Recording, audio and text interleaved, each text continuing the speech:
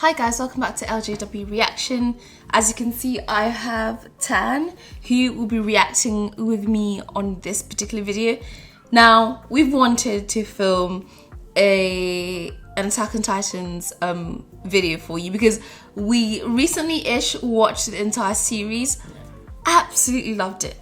Amazing storytelling, amazing graphics, the fights made sense. We just absolutely, probably one of the best, the best anime series I have personally watched. Just phenomenal. I didn't want it to end. After it ended, we felt lost. It had a good ending though. It did have a good ending, but I just felt like afterwards I was like, oh, we've got nothing left. Part of me feels it's good when they have nice, when it ends well. When it ends well, because ending rubbish is kind of that was a bit of a waste of time. Some people might feel that way, but it is what it is. But yeah, we both watched Attack on Titan already. This is a top 10 Attack on Titan moments. What moment do you think is gonna pop up? I know. You know when they were on the bridge and then they realized that the blonde dude betrayed them when the colossal titan. Yeah. When they said they revealed themselves. Yeah, when they revealed themselves, I think that's going to be here because that was just like mind blowing. And what do you think? Probably the intro. I think that's one of the most iconic moments just in anime, like that first colossal titan appearance. Then when they're like, and maybe when they realized that the walls were all like made of colossal titans. Oh yeah, actually. Yeah. And then when I can't remember his name now, the main character. Eren. When Eren convinced his dad to kill, like that weird, like Back to the Future, from future back to the past. That whole, I think that will probably spoil like half the list. I'm sorry, dude. By the way, we should have said spoiler alert. Yeah, of course. Yeah. Come on, if you're clicking on this, it's on your fault anyway. But yeah, let's see what are the top 10 attacks. Yeah, let's watch. Very excited. It has been a decade since the beginning of the Attack on Titan anime, but now Eren Yeager's journey is finally over. With 4 seasons and a couple of long specials, the series has no shortage of memorable moments. So we're celebrating by picking our favorite scenes that made the show into one of the best the genre has ever seen. These are our 10 best moments from Attack on Titan.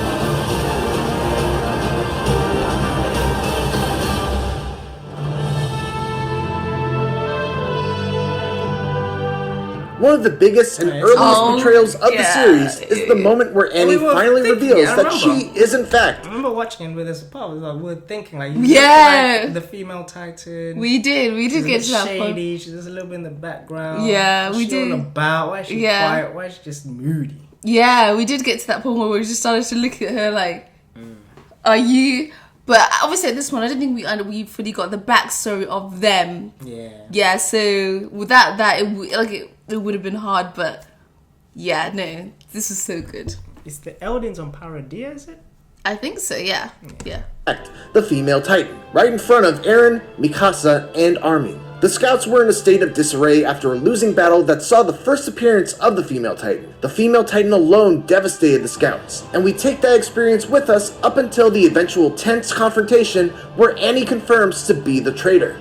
This leads to a major battle in the inner walls and is the first time that the scouts experience true betrayal from a former comrade. The battle is world-shaking, causes massive damage, and ends in a hollow victory, as Annie cocoons herself rather than be captured like a regular prisoner.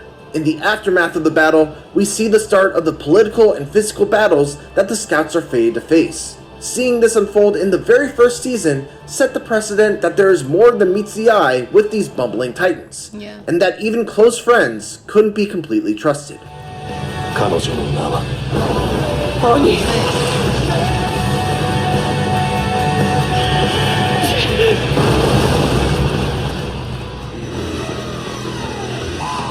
Oh, that's my favorite Titan. Beast Titan to me. Beast Titan. Zeke, he's my favorite Titan person. I know, you kept saying that. Do you know how we were literally stopping ourselves from Googling who the Beast Titan was? We kept trying to figure out who he could have been, but we would have never guessed because he was never part of the storyline from the start. Nah, that's a well-kept secret. And obviously who Zeke turns out to actually be. Yeah. Another really good twist. But yeah, personally, Beast Titan for me. Why? I just like the fact that he throws stuff. How do you wipe out an entire army from one hand of rocks that you just like just walloping and whopping to an army, and he's just killing people just with one arm. To me, it's just crazy. Yeah. And he's just so chilled and relaxed about it. Yeah. Can turn anyone into a Titan and things. Yeah, like yeah. So to me, he's just chill like that. Very cool character.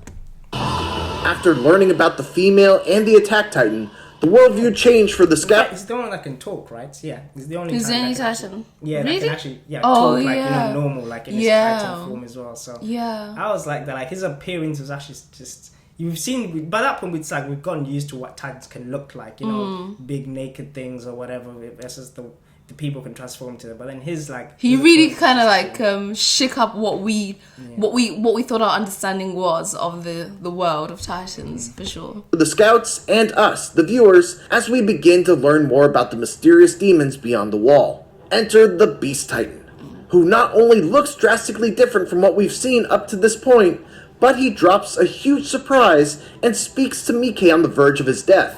同じ言語のはずなんだが、怯えてそれどころじゃないのか。The Titans can speak. This is such a big knowledge bomb that we never thought was possible at this point in the series. Just the presence alone of the Beast Titan instills fear as he just sits there and observes quietly with a grin. That single shot of the Beast Titan is the stuff of nightmares. Even though Mickey is literally in the jaws of a smaller Titan, he can't help but stare at the Beast Titan frozen in terror as he waits to see what he does.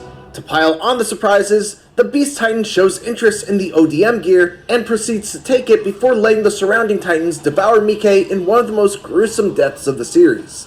To have this moment tee up the beginning of Season 2 set the bar for how crazy the rest of the season could be. I wish I could watch it all over again. Like without knowing. That's why you have reaction channels. That's what we provide for people. Yeah. New content for the first time. Yeah. Nice one. やっぱ喋れるじゃん。 Aaron, I knew For the it. longest time, Grisha Jaeger was an enigma. We knew very little about him outside of the fact that he's got a secret in the basement, and he left Eren and his mom before the Titan struck. Then, in Season 4, we learned everything. Grisha's storied past, his role in the demise of the Race family, and, most shockingly, Eren's role in the demise of the Race family. You see, it turns out that when Grisha set out to kill the Race family and take the founding Titan, he actually wasn't initially going to go through with it. He would have had to become a murderer of children, which is a line that he didn't want to cross. And who was it that made him cross that line? Yes, none other than Eren from the future. Through the newly revealed special ability of the Attack Titan that allows its bearers to experience past and future memories of those who wield its power. Eren reminded Grisha of his little sister, who was left to be eaten by dogs by 2 Marley officers, of his first wife who was turned into a Titan for treason, of his comrades that were slaughtered.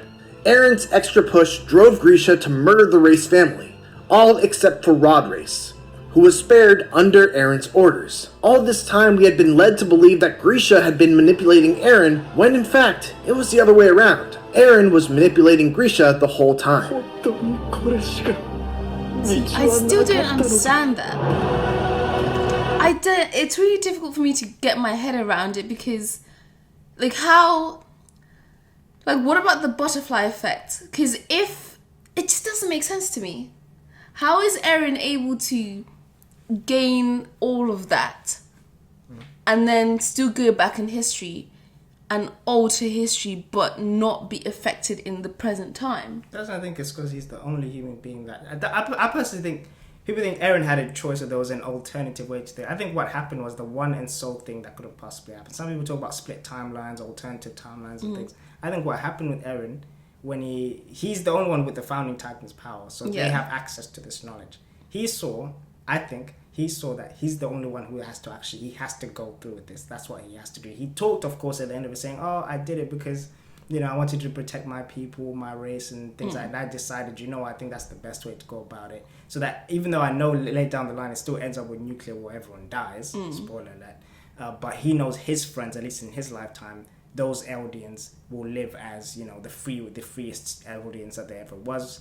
No one to oppress them, no one to hate them. But of course, he knew that cycle would continue. But I just wanted that gap, that space for his friends to prosper him. But I don't think that could have been altered in any way. I think he saw the moment he kissed the story's hand, right? He saw, this is just what I have to do. There's nothing There's nothing to. And the fact he kissed his daughter was like just part of the story. It's just he's just like, we're just all pawns. This is only ever going to end one way, and I just happen to be the person who has to do. I think that's just what that is. Yeah.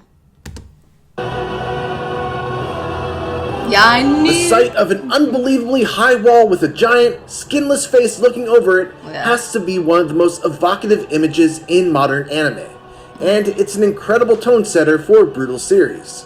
After living in relative peace for over a century, with only the occasional mangled returns of the scouts as a reminder of the brutality of the outside world, Shiganshina is thrown into chaos just as Armin is musing about the walls not keeping them safe forever. The Colossal Titan's destruction of the wall opens the floodgates to allow horrifying, not quite human monsters with permanent rictus grins to begin eating people with impunity.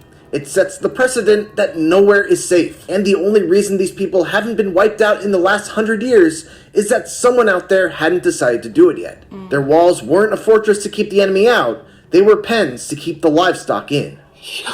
Wow.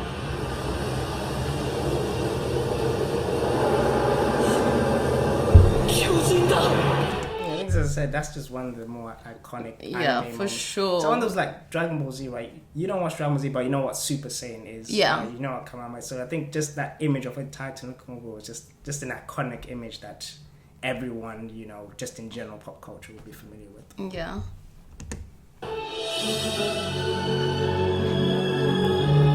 Everything leading up to the first appearance of the Attack Titan at the Battle for Trost had been a wild roller coaster of emotions, considering it's Eren and the gang's first major battle. There's the utter devastation when Armin watches Eren get eaten by a Titan, Mikasa's impassioned speech in front of her peers to continue the fight, along with her struggle between giving up on living on after learning of Eren's supposed death. It all culminates in Mikasa hearing Eren's voice to fight on, and the Attack Titan doing a Superman punch to an enemy Titan. Not to mention, we see the Attack Titan square up and decapitate another Titan in an amazingly flashy way. After what seems like an impossible fight, this is the first time we've been given hope for the end of all this chaos. It's at this moment that everything changes as humanity gains one of their biggest allies in what will be a long fight for survival.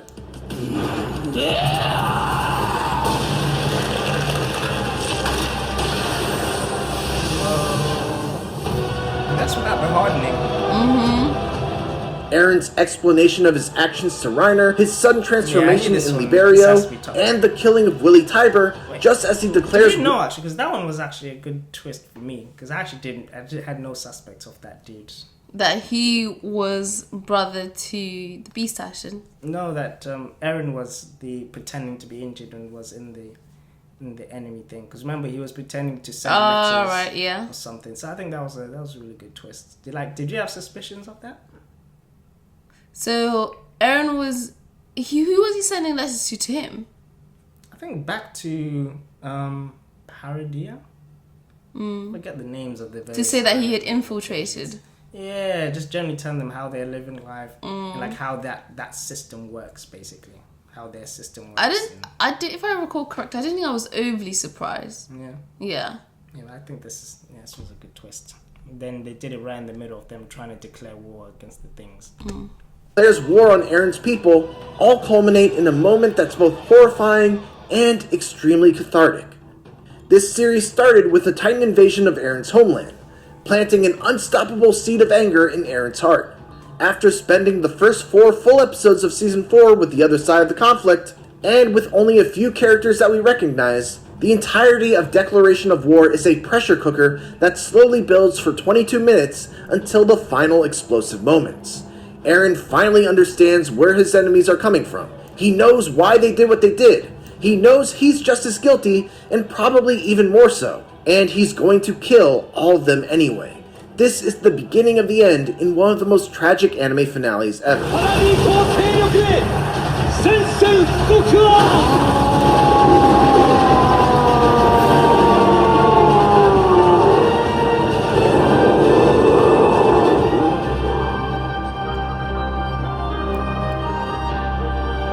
Attack on Titan is not a show that's shy about killing off major characters, but usually when that happens, it's in the midst of battle. Or it's a brave sacrifice. Or is it Sasha? Potato Girl, yes. Sasha's death was just heartbreaking. Really? She was trying to do the right thing. I was just mad with her. But I like the scientist girl who died trying to fight the colossal titans. The one that burnt. To allow them to get away on the plane. She kind of had the same character design as Sasha. Mm-hmm. Yeah, they're sort of in the way, well, not indistinguishable, but they were eccentric characters. So Sasha was the one that liked to eat. The other one that the scientist just liked was fascinated by the titans. I know what you mean. I think the reason why Sasha was such, obviously she was designed to be such a lovable character. But it's the fact that she wouldn't have died had she not saved Gabby. Did she saved Gabby, right? Yeah, she saved Gabby, but Gabby ended up killing her. Yeah. And she was in love with that other dude. Was she? The chef dude, yeah. Chef dude. Yeah. The one that liked Mikasa? No, the one that liked Sasha. So one of the people from... of course she would like a chef. It made sense. Potato Girl. But no, I didn't... It made sense for her to die like that because we cared for her, hence why it was very it was a good death, but I was sad. Or it's the culmination of a big plot line. Sasha's death was none of those things. And that's one of the reasons why it was so shocking, heartbreaking, and memorable. Mm-hmm. After retreating to the airship following the Battle of Liberio, Sasha, Jean, all celebrate a job well done. Little did they know, a very angry Gabby Brown, furious at the Survey Corps' surprise attack on her home that led to the deaths of her friends, managed to hook onto the airship. She only took one shot before getting subdued, but that was all it took to take out one of the most beloved Attack on Titan characters of all time. She annoyed me so much. It's only natural to lament the fact that Sasha died so suddenly and without putting up any sort of fight. But few can argue that it was an unforgettable moment in a series that was chock full of unforgettable moments. Yeah. And that her death made a profound impact not just on her friends, but on Gabby as well. One that she would have to come face to face with later on in the story.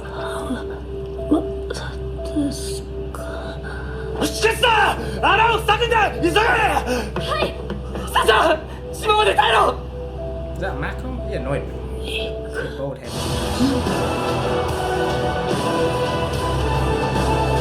We die trusting the living who fall to find meaning That's in my our favorite lives. That is the sole method which we can rebel against this cruel world. Erwin's final words to his soldiers. Erwin was one of my favorite characters from the very early stages. I just love a good leader. Good leaders and people who are decisive and back what they say through actions. Top tier. Legit, yeah. Just top tier, right? And it's not even really about, is it moral, is it not moral? It's just like, you know what, yeah, this is just what we have to do. Yes. And we're going to do it. And he doesn't cower away. He doesn't give the speech and then cower away into his little bunker. He is at the forefront. And I really, really liked him. Yeah. So clean. Most of whom are barely adults, speak greatly to the strength of his character, but also to a driving theme of the entire series. As he explains his suicidal plan, soldiers freeze, vomit, question the entire meaning of their lives, and quietly resign themselves to their fate. He doesn't lie, or hedge, or sugarcoat his words. He explains that they are all riding to their deaths. Yep. And they will never see a shred of meaning to their mission. But because of their... But I also like that he's slightly stoic as well. He has an understanding of the emotional part, but he doesn't allow it to override. Yeah. So he acknowledges, but still keeps the focus on the actions, solutions to be taken. Reminds me a bit... Is it L from Death Note? You've said this before, and I don't remember L that well. L was the one against Light, and he was just sort of awkward a little bit, but... He was emotionless almost. I think even when he himself had resigned, I think he's like one of those people he sort of knew from the beginning. Light is probably Kira, but I'm just gonna do my best to try and investigate this guy. and just even when he probably knew, okay, Kira's probably gonna kill me, but just how he continued to just go about his work, which is nice. Yeah, you mean L was like the computer geek, basically? Yeah. Yeah, I prefer Erwin. Right, Erwin's clean. Erwin is just clean. I wanted, that question that always stuck with me was, who do you think is the bad guy right now? When he was looking at the two Titans chained up, and I think I'm not sure if he said it to Eren or the scientist girl, but it's a question that just always stuck to me because there was never actually an answer to it. This show itself never actually said, "Hey, this is the answer to the question." I don't feel. But it's just I remember the scientist girl, the scientist lady, who was studying the Titans, but she was so cool as well. But yeah, just such great characters. We haven't even got to Levi.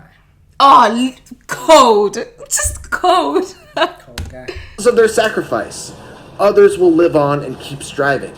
And while it would be easy to send them out to die while he stays behind, Erwin instead leads the charge so that he can pass his dream of learning the secret of the Titans to Levi. Yes, it's an incredibly cruel moment, but it's also a beautiful reminder of what humans are capable of when their backs are against the wall.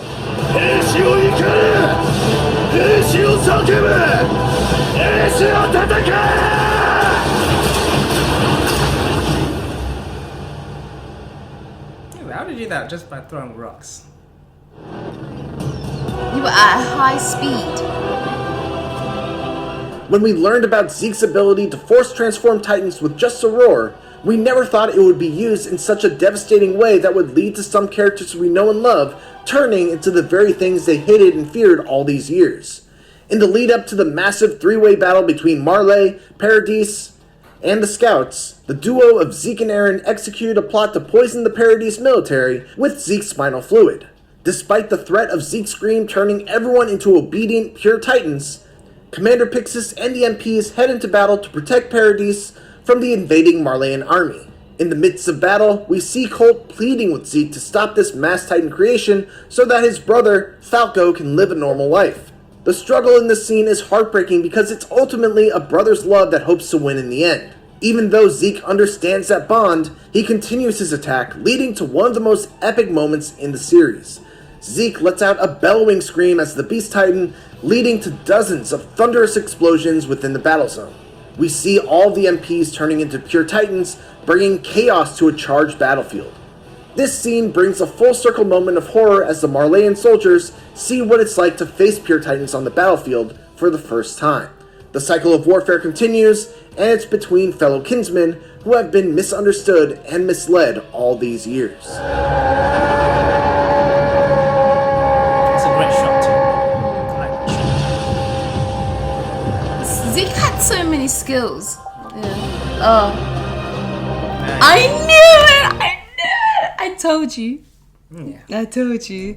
I mean, how could... that's the scientist girl. Yeah, and has a plot twist ever even been revealed in that nature? Because it was sort of like in the background almost, or to the side almost. Yeah. Like you can watch a whole bunch of reaction compilations to this moment, and it's like, especially when it's like group reactions, usually it's like one person actually spots what's been said, because it's not, when the plot twist happens, it's not even the focus of the scene, which is just like, it's a really unique way of going about. I mean, we did not see it coming until the very end.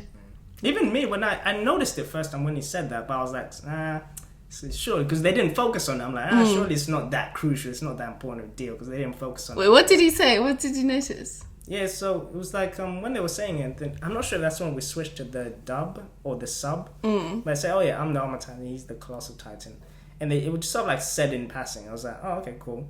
And then I still had my suspicion, but I was like, oh, okay, cool. It must not be that important, because we're not focusing on what they're saying. Right? It's almost like in the background, like a background. They're not the main characters, yeah. So I was like, oh, okay, it's pretty interesting. And then, then it just started escalating. Yeah, just let's enjoy this. And finally, our pick for the best Attack on Titan moment is the one that we believe really sent Attack on Titan into the upper echelons of anime. It's the reveal of the identities of the Armored and Colossal Titan. It's our top moment because of the palpable tension that this scene brought and the fantastic direction all throughout. It came right after what we thought was going to be a lull in the action, in the aftermath of an intense battle at Utgard Castle. Part of what makes this moment so memorable is the fact that it's such a bombshell announcement, and yet Reiner just reveals it with the calmness of someone talking to a friend about the weather. From there, the tension just ramps up to dangerous levels as Reiner's mental state continues to decline. Eren nervously attempts to pass Reiner's announcement off as him just being tired, and Bertholdt is just visibly panicking at the situation Reiner just thrust themselves into. All of this while the rest of the Survey Corps watch on, ready to pounce the second things go south, which they inevitably do, as it all culminates in an incredible moment where Reiner and Bertholdt are forced to transform right in front of the scouts. And we, as the audience, are left glued to our screens wondering why and how.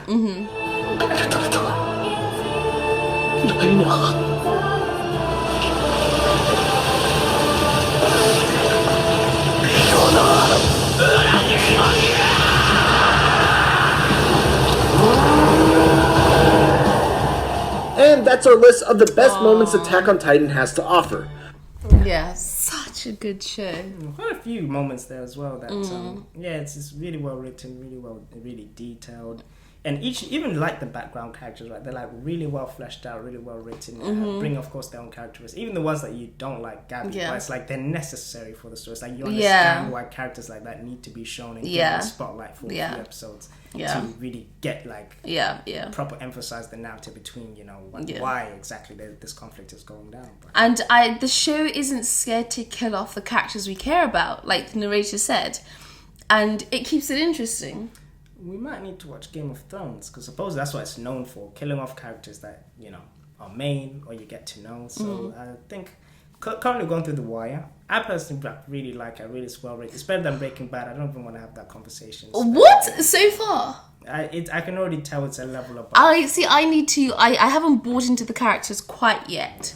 I'm still going through that process, but I'm open. I'll keep an open mind, and we'll see what happens. They say first and last season are the worst for The Wire, so it's 2, 3, 4. Suppose everyone's like, those are the world best television or whatever. So best television. That's what they say. Wow. Okay. Well, let me sit back and enjoy. Let me know what you guys thought of this.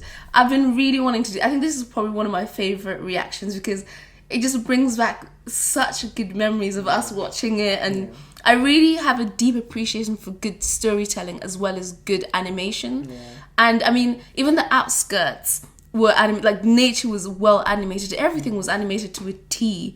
The artistry I cannot overlook. So just really need to respect artistry more. I think there's a lot of animated films that are just better than real life, but it's like certain institutions just don't respect. So for example, I think Puss in Boots: The Last Wish was the best movie of last year. Just simply, I think it was just the best. And then probably Transformers this year, right? Transformers 1. Let's not even get started to do Transformers, she's gonna keep going. But Transformers 1 was like it's really, really good. And if you compare it to what's come out this year so far, it's like, well, and especially because like animations nowadays, everyone is following this trend of like they're super oversaturated, super kind of like, I don't even know how to describe it. They just look very generic. There's no uniqueness about it. So when I watch shows like anime, and you can see the art and the effort that's gone in to just create this beautiful universe, you have to appreciate it. I think there's still a lack of AI use when it comes to the Japanese animation industry compared to America. I think there are a lot of them, they use a lot of AI, a lot of autofill softwares in order to fill the gaps. You can tell there's a coldness there, something's missing there. But I think that's sort of part and parcel why this style of animation is quite unique, because you can still tell for a very long time that we're still drawing out the animations, and you have to appreciate that. Like, honestly, I see online a lot where they look at like 90s animation, they're like, we don't even think, or we don't even know if we can recreate that. It's like the artists around today, if you're to ask them, okay, replicate what happened, how it was 20 years ago, a lot of them would say actually no one really has that skill around anymore. All the time, because it was very time consuming. But yeah, just wanted to appreciate the artists that work on shows like this, because you are so talented and it's beautiful. No, so yeah. So let us know what else you want us to react to as well. More animes coming from her. Again, anything that she reacts to, it's like because I've already seen it, so it's going to get fresh, new, unique experiences through her eyes, and I'm going to continue to do my thing. Welcome back. We'll see you next time. Yeah. Bye.